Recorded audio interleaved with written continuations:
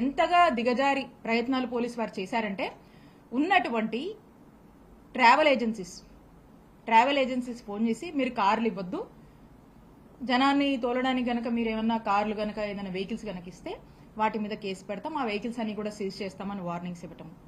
Auto యూనియన్లకు phone చేసి మీరు గనక మీ ఆటోలు గనక ప్రొవైడ్ చేస్తే వాళ్ళందరినీ కూడా ఆ ఆటో యూనియన్కి సంబంధించి ఆటోలన్నింటినీ కూడా సీజ్ చేస్తామని చెప్పటము.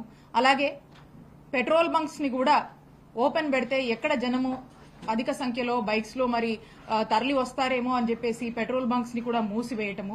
అలా అవకాశం ఉన్న ప్రతి చోట కూడా అవకాశం ఉన్నటువంటి పని కూడా వాళ్ళు అడ్వాంటేజ్ గా తీసుకొని ప్రజల్ని ఈ కార్యక్రమానికి దూరం చేసేందుకు చేయనటువంటి ప్రయత్నం అంటూ ఏదీ లేదు.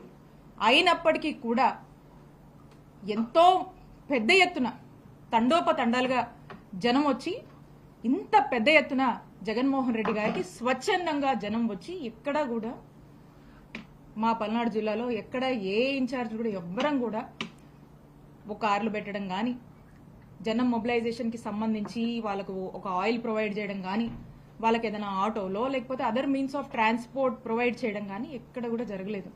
ఎందుకంటే ఈ దేశంలోనే అత్యంత జనాదరణ ఒక చరిష్మా ఉన్నటువంటి నాయకులు కొంతమంది ఉంటే అందులో మన ఆంధ్రప్రదేశ్ రాష్ట్రం నుంచి ఎంతో పెద్ద ఎత్తున ప్రజాదరణ ఉన్నటువంటి నాయకుడు మా నాయకుడు జగన్మోహన్ రెడ్డి గారు. జగన్మోహన్ రెడ్డి గారు అంటేనే జనం. జగనన్న అంటే he's the man of masses. Jagananna he's the crowd puller.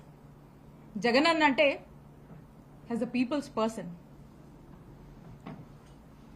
మరి ఇంత చరిష్మా ఉండి ఇంత ప్రేమాభిమానాలు జనాదరణ ఉన్నటువంటి ఒక గొప్ప నాయకుడు జగన్మోహన్ రెడ్డి గారు చాలా అరుదుగా చూస్తుంటాం మనం.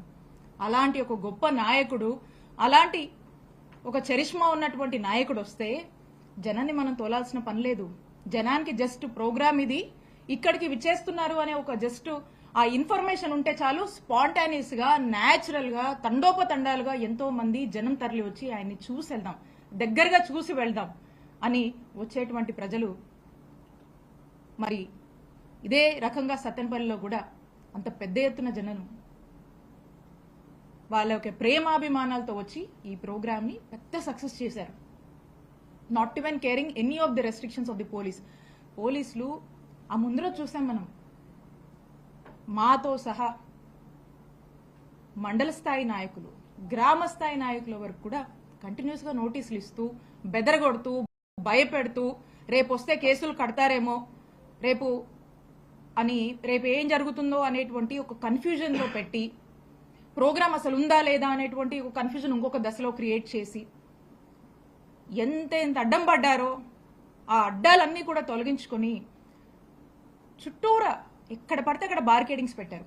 ఆ బార్కేడ్లు కూడా లెక్క చేయకుండా పొలాల్లోంచి చూసారు చాలా మంది విజువల్స్ సోషల్ మీడియాలో కానీ చాలా మందికి కూడా తెలుసు.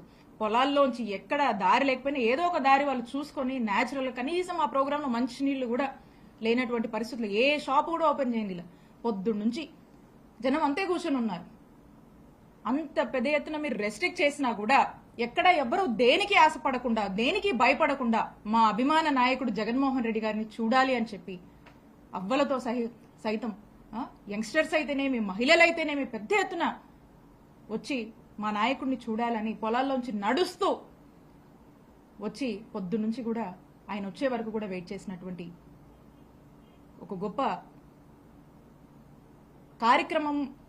అంటే ఏ విధంగా ప్రజలు ఎదురు చూసి ఎటువంటి ఎక్స్పెక్టేషన్స్ లేకుండా వారి యొక్క అభిమానాన్ని, వారి యొక్క మద్దతుని చాటుకున్నారనేది మనకు మొన్న మన పల్నాడులో సత్తెనపల్లిలో జరిగినటువంటి